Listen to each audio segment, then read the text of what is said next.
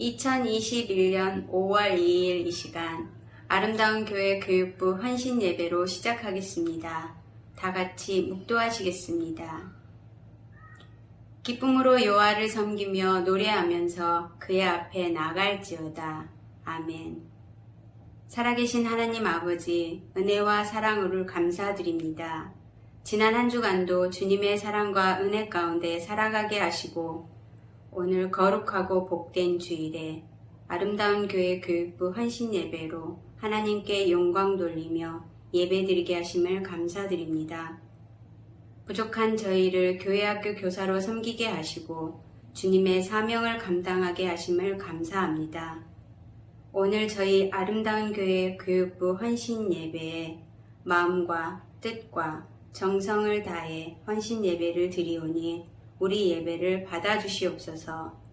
하나님께 영광을 올려드리는 예배되게 하시고 예배를 통하여 만나지게 하시고 우리 모두에게는 은혜가 넘치는 감동의 예배가 되게 하옵소서.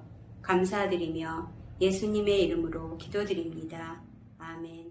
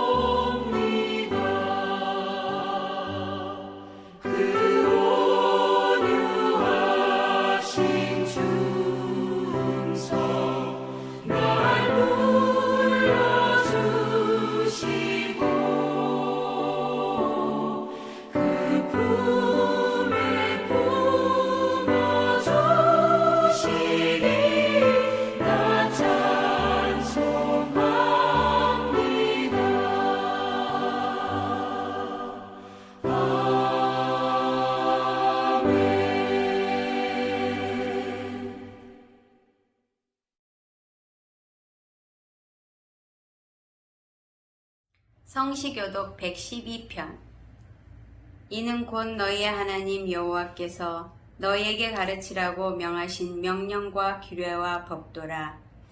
너희가 건너가서 차지할 땅에서 행할 것이니 곧 너와 내 아들과 내 손자들이 평생에 내 하나님 여호와를 경외하며 내가 너희에게 명한 그 모든 규례와 명령을 지키게 하기 위한 것이며 또 내 날을 장구하게 하기 위한 것이라.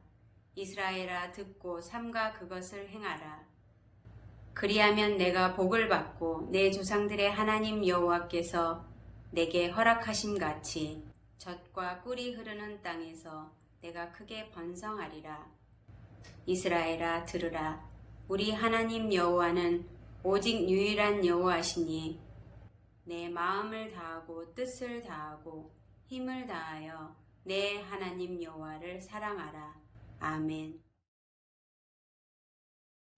전능하사 천지를 만드신 하나님 아버지를 내가 믿사오며 그 외아들 우리 주 예수 그리스도를 믿사오니 이는 성령을 잉태하사 동정녀 마리에게 나시고 본디오 빌라도에게 고난을 받으사 십자가에 못 박혀 죽으시고 장사한 지 사흘 만에 죽은 자 가운데서 다시 살아나시며 하늘에 오르사 전능하신 하나님 우편에 앉아 계시다가 저희로서 산자와 죽은 자를 심판하러 오시니라.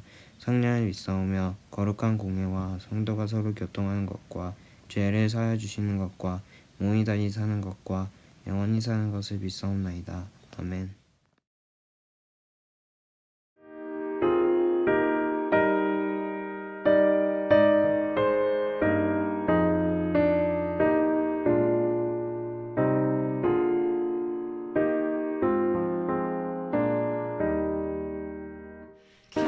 겸손히 주를 섬길 때 괴로운 일이 많으나 구주여 내게 힘 주사 잘 감당하게 하소서. 인자한 말을 가지고 사람을 감화시키며 갈 길을 잃은 무리를 잘 인도하게 하소서.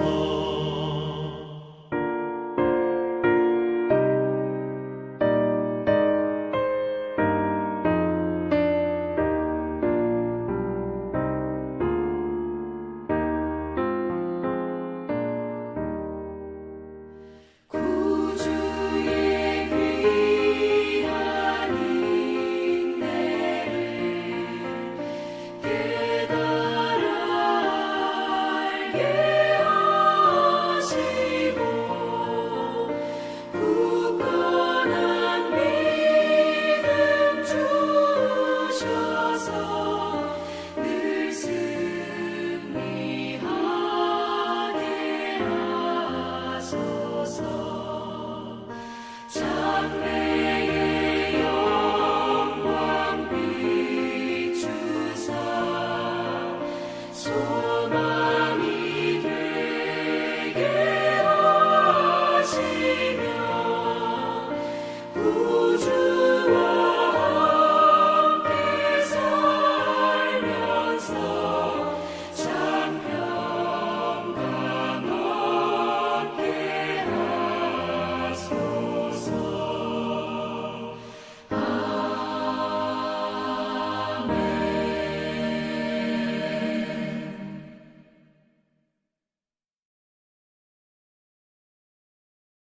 하나님 아버지, 이 시간 저희들이 헌신 예배를 드리게 하심을 감사드립니다.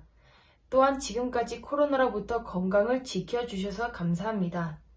저희들 지난 한 주간도 하나님이 원하시는 모습으로 살기보다는 저희들의 생각대로 살아왔음을 용서하여 주세요.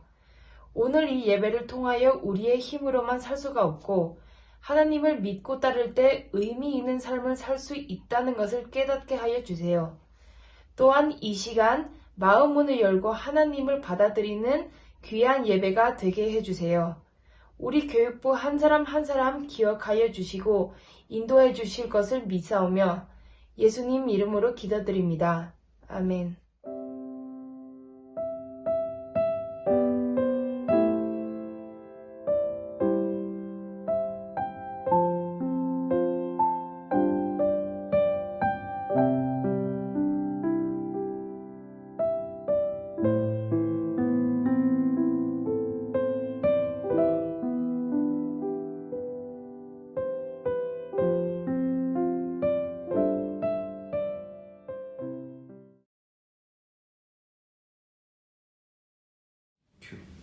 자녀들아, 주 안에서 너희 부모에게 순종하라.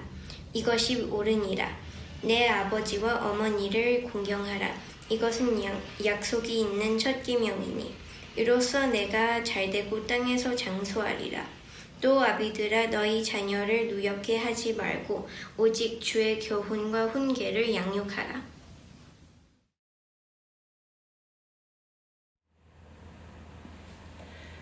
Hola hermanos, es un gusto y un privilegio compartir la palabra de nuestro Dios en este día tan especial para mí y es un día tan importante para los niños de nuestra iglesia ya que los celebramos en este mes de mayo.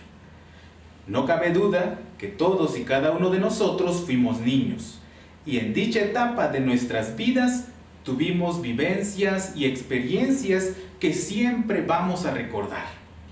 Quizá también en algún momento de nuestra niñez fuimos disciplinados por algún familiar mayor o por nuestro padre o nuestra madre, cuando hicimos algo que no estaba bien. Pues bien, en este día tan especial, cada uno de nosotros que somos parte de la familia de Dios, conoceremos cómo ser dignos del llamado de Dios que Dios nos hace en la esfera familiar para dar testimonio cristiano entre padres e hijos.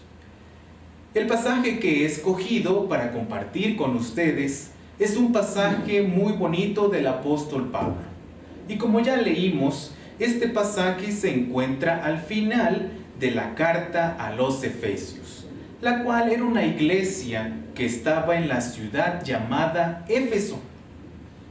La iglesia de esta ciudad era muy importante para Pablo, ya que sabemos que él les escribe esta carta, la carta a los Efesios, pero también él, al escribir una carta que le llaman pastoral, una carta a Timoteo, Timoteo estaba siendo el pastor de aquella iglesia en Éfeso. Entonces sabemos que Pablo conocía muy bien la iglesia de Éfeso y también la tenía con muy alta estima. Él quería mucho a esta iglesia, tanto así que le escribe una carta y le escribe al pastor de esta iglesia. Por otro lado, algo muy particular del apóstol Pablo es que cuando él escribe una carta para enviarla a alguna iglesia, generalmente al final de sus cartas siempre termina con consejos prácticos para llevar a cabo dentro y fuera de la comunidad cristiana. Por eso no nos debe extrañar que en el capítulo 6, que es el último capítulo de la carta a los Efesios, Pablo lo esté usando para dar recomendaciones prácticas con que generalmente termina sus cartas. Entonces, ustedes se preguntarán, si esta es la parte práctica para llevar a cabo, ¿cuál era la parte teórica sobre la que Pablo da sus reflexiones finales? Bueno, resumido en pocas palabras, la enseñanza clave para llevar a cabo ahora la encontramos en el capítulo 4 del versículo 1 al 16, que es el proceso de crecimiento en Cristo para llegar a la madurez cristiana, o en palabras de Pablo, a la plenitud de Cristo. Por eso es que hemos titulado este sermón Padres e hijos caminando a la plenitud, es decir, a la plenitud de Cristo. Al llegar a la esfera familiar, este pensamiento teórico es puesto en práctica justamente en la relación de los padres con los hijos. De esta manera llegamos al primer versículo del capítulo 6 que dice: Hijos, obedeced en el Señor a vuestros padres, porque esto es justo. De acuerdo al código familiar de aquella época, este versículo tiene una estructura muy especial, ya que esta frase tiene esta siguiente estructura. Número 1, la persona a la que va dirigida. Esta es hijos, a los hijos. Número 2, la orden, el mandamiento, exhortación. En este versículo 1 es obedeced. Y 3, la justificación o el motivo de aquella orden, mandamiento o exhortación. Dice aquí, porque esto es justo. Empezando entonces, para explicar este versículo, empezamos por esta última parte, porque esto es justo. Estamos en este camino de llegar a la plenitud de la madurez cristiana, y todo aquello conlleva un proceso no pequeño o corto, y en este caso la obediencia es justa debido a que es una manera en la que los hijos aprenden a obedecer y a confiar en Dios. Esto también implica que el padre cristiano está obedeciendo a Dios y su palabra y tiene una relación de confianza y obediencia con Dios. En consecuencia, los hijos cristianos debemos obedecer a nuestros padres porque esto es justo, como Dios quiere que como hijos aprendamos también nosotros a obedecer y a confiar en Él.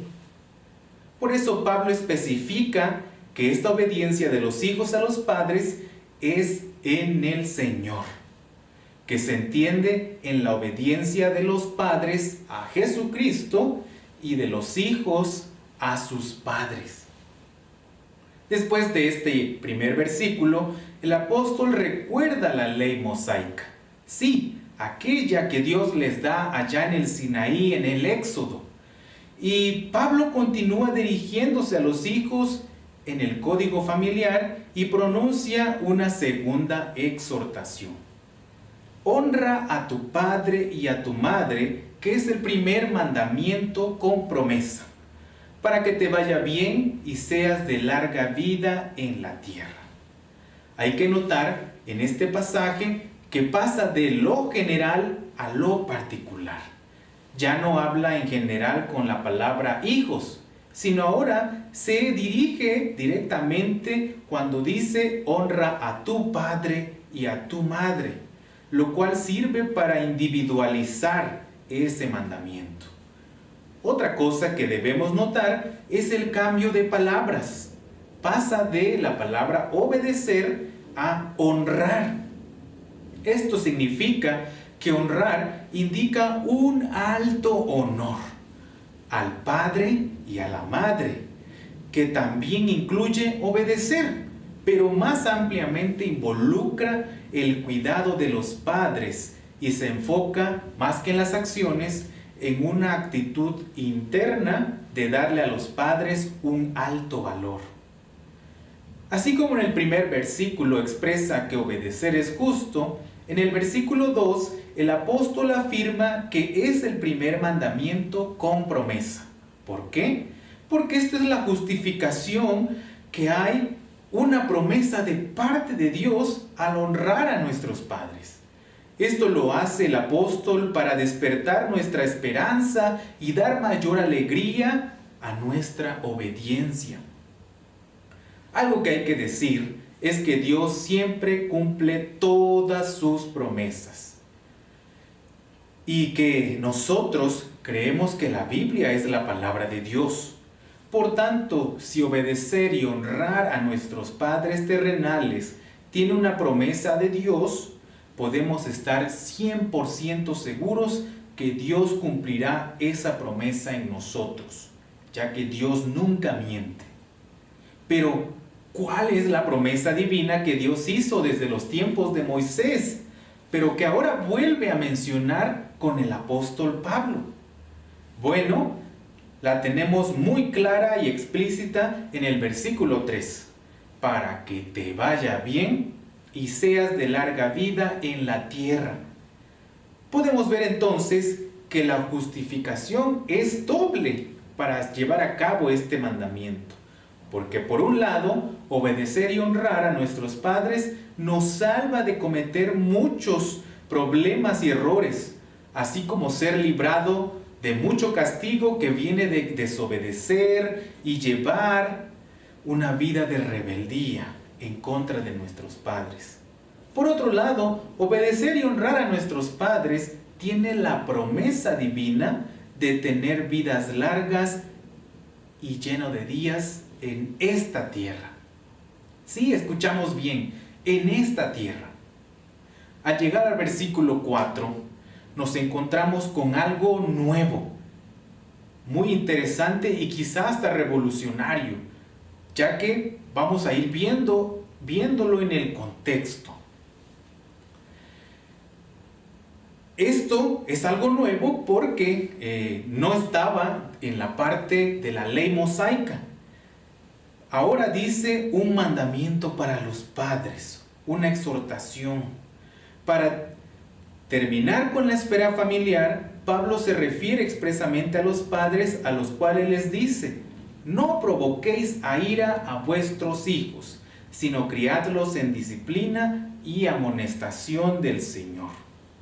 En primer lugar, al decir padres, Pablo se refiere a ambos, a los dos, tanto papá como a mamá, no solamente a los papás, ya que el código familiar, en este código antiguo, esta palabra se usa para el hombre y la mujer, que son papás y que tienen una mutua obligación y la responsabilidad de educar a los hijos. Entonces el mandamiento bíblico expresa que tanto mamá como papá no deben provocar a ira a los hijos.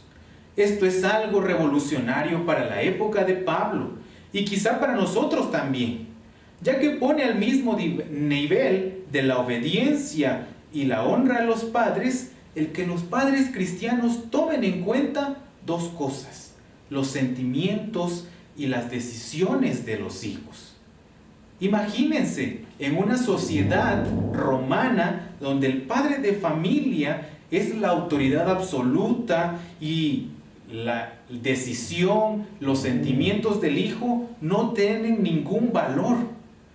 Bueno, pues Pablo pone de manifiesto que en la familia donde gobierna Cristo, las decisiones y sentimientos de los hijos deben ser tomados en cuenta. También todos sabemos que incluso los padres cristianos no son perfectos y que en ocasiones cometen errores con sus hijos. Pero los hijos que son amados no tomarán esto en contra de sus padres. Sin embargo, el continuo abuso, quizá verbal o corporal, inevitablemente lleva al desaliento, al desespero y por tanto debe ser evitado por los padres cristianos. Finalmente, la forma en cómo la Biblia nos llama a criar a los hijos es en disciplina y amonestación. La disciplina indica entrenamiento, entrenar, pero ¿para qué? Por ejemplo, en el acto de proporcionar orientación para una vida respetable, responsable, pero también de amonestación cuando se tiene que ver con aconsejar o evitar específicamente una conducta impropia, una conducta equivocada. Entonces, qué interesante pasaje nos permite Dios ver en este día tan especial, ¿verdad? Quisiera entonces que meditemos en estas exhortaciones que hace Pablo a la iglesia de Éfeso y que podamos también aplicarlos ya no en Éfeso, sino nosotros aquí en la iglesia Arundaún. En primer lugar, necesitamos meditar en el llamado a continuar en el proceso de madurez cristiana, es decir, en el camino a ser como Cristo, de llegar a la plenitud de Cristo. Pero en el día de hoy, específicamente en el área del núcleo familiar, en la relación de padres e hijos. Como hijos, entonces, somos exhortados, animados a honrar y obedecer a nuestros padres. Al vivir en la casa de ellos, en nuestra pequeña o corta edad, esto puede ser algo no tan atractivo para nosotros, pero podemos tener la confianza de que la promesa de Dios de librarnos de malas decisiones por obedecer a nuestros padres es real, así como de vivir por muchos años en esta tierra. Como padres, somos llamados a considerar los sentimientos y decisiones de nuestros hijos, ya que eso es lo que nos llama la palabra de Dios a realizar y a no provocar el desaliento y desesperanza en nuestros hijos que se da cuando hay algún abuso físico o verbal.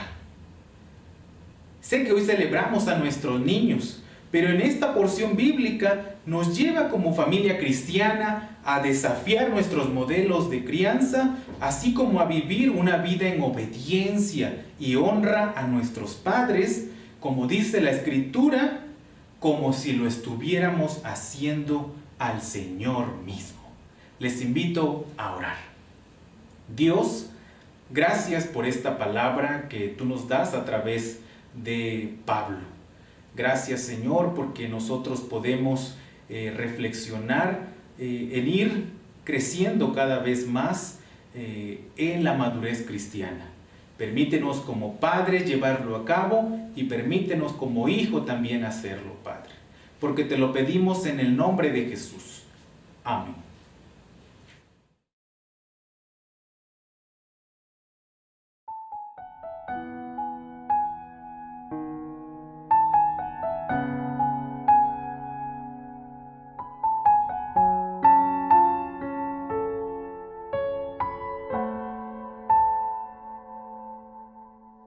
이 세상을 살아가는 동안에 나의 힘을 의지할 수 없으니 기도하고 낙심하지 말 것은 주께서 참 소망이 되심이라. 하나님의 꿈이 나의 비전이 되고 예수님의 성품이 나의 인격이 되고 성령님의 권능이 나의 능력이 되길 원하고 바라고 기도합니다.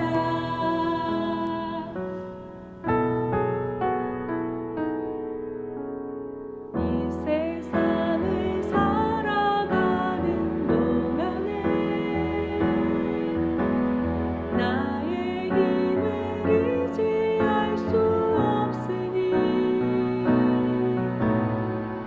기도하고 낙심하지 말 것은 주께서 참 소망이 되심이라. 주의 길을 걸어가는 동안에 세상에 더 의지할 수 없으니 감사하고 낙심하지 말 것은 주께서 참 기쁨이 되심이라. 하나님의 꿈이 나의 비전이 되고 예수님의 성품이 나의 인격이 되고 성령님의 권능이 나의 능력이 되길 원하고 바라고 기도합니다. 하나님의 꿈이 나의 비전이 되고 예수님의 성품이 나의 인격이 되고 성령님의 권능이 나의 능력이 되길 원하고 바라고 기도합니다. 하나님의 꿈이 나의 비전이 되고 예수님의 성품이 나의 인격이 되고 성령님의 권능이 나의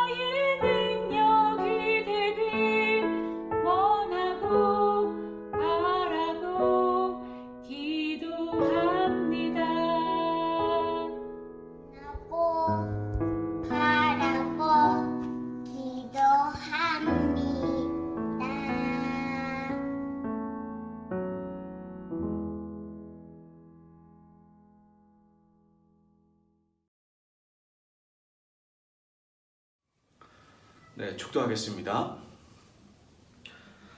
이제는 우리 주 예수 그리스도의 은혜와 하나님의 극진하신 사랑과 성령님의 거룩한 교제가 평생을 주님 뜻대로 살기로 다짐하는 우리의 아이들과 이들을 주님 뜻대로 기르고자 다시 한번 결단하는 그들의 부모들 위해 또한 우리 교회 위에 이제로부터 영원까지 함께 계실지어다. 아멘.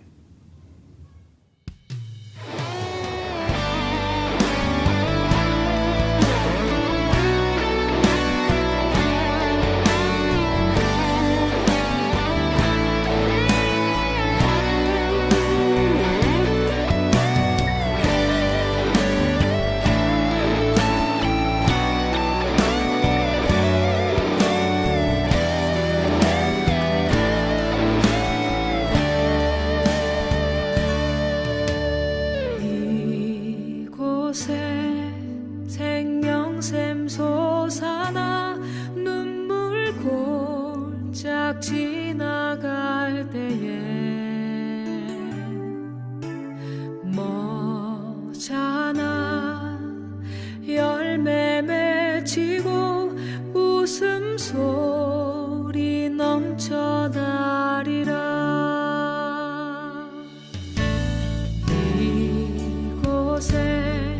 생명샘 솟아나 눈물 골짝 지나갈 때에 머잖아 열매 맺히고 웃음소리 넘쳐나리라. 꽃들도 구름도 바람도 넓은 바다도 찬양하라 찬양하라 예수를.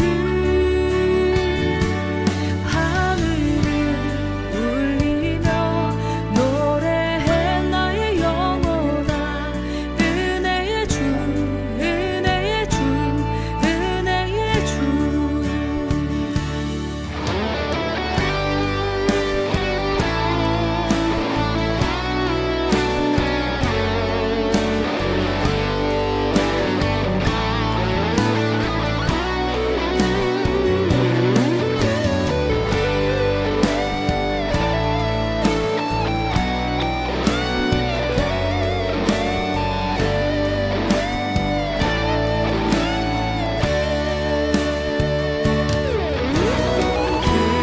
그날에 하늘이 열리고 모든 이가 보게 되리라. 마침내 꽃들이 피고 영광의 주가 오시리라. 꽃들도 구름도 바람도 넓은 바다도 찬양하라 찬양하라 예수를. 하늘을 울리며 노래해 나의 영혼아 은혜의 주 은혜의 주 은혜의 주. 꽃들도 구름도 바람도 넓은 바다도 찬양하라 찬양하라 예수를. 하늘을 울리며 노래해 나의 영혼아 은혜의 주 은혜의 주 은혜의 주. 꽃들도 구름도 바람도 넓은 바다도 찬양하라 찬양하라 예수를.